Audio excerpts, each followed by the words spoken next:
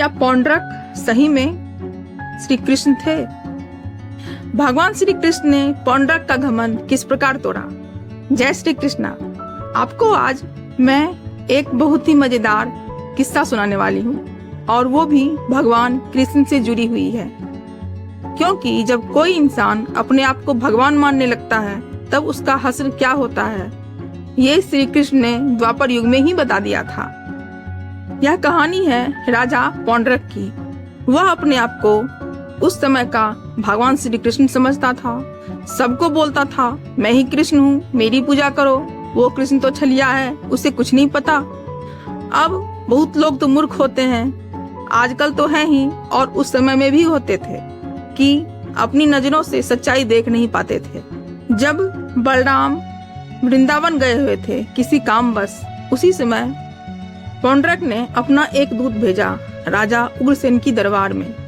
अब सबके सामने उस दूत ने ये कहा कि पौंड्रक ही राजा है, वही श्री कृष्ण है, वही सब कुछ है, आप उनकी अधीनता स्वीकार कर लो और उनके शरण में आ जाओ। श्री कृष्ण ने उस दूत को उत्तर क्या दिया, बहुत ही मजेदार है। श्री कृष्ण ने सीधा उस दूत से कहा कि हे पौंड्रक के दूत, मैं तुम्हें ये चेतावनी देता हूँ कि तुम जाकर पौंड्रक से कहो कि तुमने जो ये ठगलीला अपना रखी है, सबको बता रखी है, इसको बंद करो, वरना मेरा सुदर्शन चक्र तुम्हारा गला काट देगी। फिर पौंड्रक का दूत पहुंच गया पौंड्रक के पास और उसने वो सारी बातें बताई जो श्री कृष्ण ने पौंड्रक के दूत से बोली थी। पौंड्रक ने सब कुछ सुना। उसके बाद श्री कृष्ण अपनी सेना लेकर चल पड़े पौंड्रक से युद्ध लड़ने के लिए। पौंड्रक भी एक योद्धा था, वो भी निकल पड़ा कि मैं भी युद्ध लड़ूंगा। फिर श्री कृष्ण और पौंड्रक के बीच घनघोर युद्ध हुआ। दोनों तरफ की सेना आपस में लड़ने लगी और जब लड़ते लड़ते श्री कृष्ण पौंड्रक के पास पहुंचे तब उन्होंने कहा कि पौंड्रक, तुम अपने आप को कहते हो कि मैं ही श्री कृष्ण हूँ, मैं ही विष्णु हूँ, मैं ही नारायण हूँ, और तुमने क्या कहा था कि मैं विष्णु का पद त्याग दूं, मैं अपना चक्र त्याग दूं। तो ठीक है, मैं तुम्हें आज ये देता हूँ, अगर तुम यह भार उठा सकते हो तो उठा लो। पौंड्रक ने कहा ठीक है, लेकिन सुदर्शन चक्र का भार किसने उठाया है? श्री हरि के अलावा। पौंड्रक वो भार ना उठा सका और फिर पौंड्रक का वध हो गया।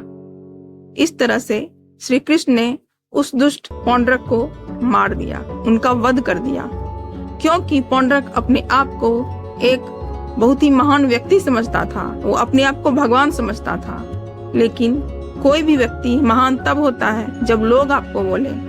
खुद के मुंह से बोला हुआ व्यक्ति महान नहीं होता, वह सिर्फ अपनी खुद की बड़ाई करता है। पौंड्रक का भी वही हाल था, उसने बस अपनी बड़ाई की और खुद को महान घोषित कर दिया।